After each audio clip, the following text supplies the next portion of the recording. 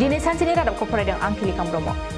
मेरु एबसुनि आफादगिरि दिपेन बर'आ बुंदों बनसुआ राजखान्थिनि आवथायाव सोरजिजानाय मोनसे आफादसो।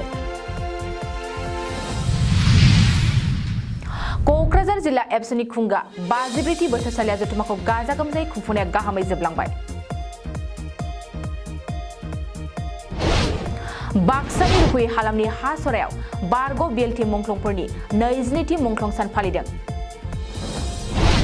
समाजनि जेंनाखौ सुस्रांनायाव गावखौ बावसोमग्रा नगेन बर'नि मुंख्लं खाम्फाखौ बाक्सानि खनासारा गामियाव बेखेवदों।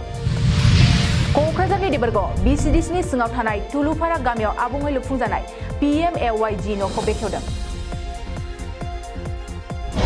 सरकारनि मावफारियाफोरनि सायाव बिटिआर सरकारनि मावफुं सोद्रोमाफ्रा दासान्दि मावख'फ्राव गोख्रोङै नायबिजिरगासिनो।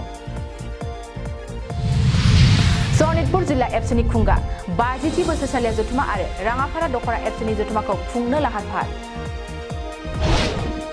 गुवाहाटीनि खना खनलायाव थानाय बर'फ्रा हारि खौसेथिनि थाखाय ओंखारबोनांगौ बेखौ बुंदों निरुपमा बसुमतारिया। जों बेखौनो नागिरो जे खना खनला बर'फोरा जेराव गुवाहाटीयाव बर'फोर दङ खौसे जोथे ओंखारबोनानै हारिनि जाहाथे खामानि मावलाङो। अदालगुरि जिल्ला ब्रह्म धोरोमनि 22थि बोसोरसालिया जथुम्माखौ फैगौ 6 निफ्राय 8 जानुवारिसिम खुंनो लाहार फाहार। मसलपुराव बाक्सा जिल्ला ट्राइबेल संघनि खुंगा 5थि 3 बोसोरारि थान्दै जथुम्माया गाहामै जोबलांबाय।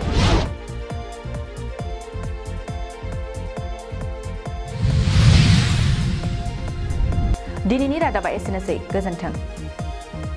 नोंथाङा सानाय सुनाय बेरामनि जेंनायाव गोग्लैदों नामा? जुदि नोंथाङा सानाय सुनाय दंब्ला जिंगासिनांगौ गैया। चिरां जिल्लानि बेंटल गेट साफागुरियाव दायो SI निउर' थेरापि सेन्टार दंसै।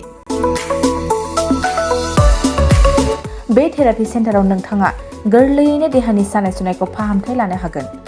बे आथिं सानायानो जाग्रोदों, ओमफ्राय जानाया एसे सिगांनिफ्रायनो जाखादों, ओमफ्राय बिदिनो गुबुन गुबुन मुलि जाबाबायदों, ओमफ्राय हामाखै।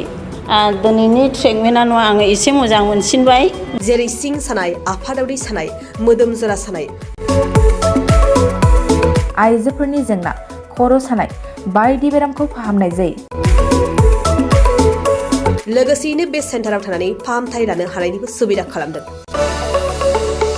नोंथांमोनहा SI निउर' थेरापि सेन्टाराव फाहामथाय लानो गोसो दंब्ला नैबे मबाइल नम्बर 7620160459 नङाब्ला 9476977956 आव थोंजों सुलाद लानो हागोन।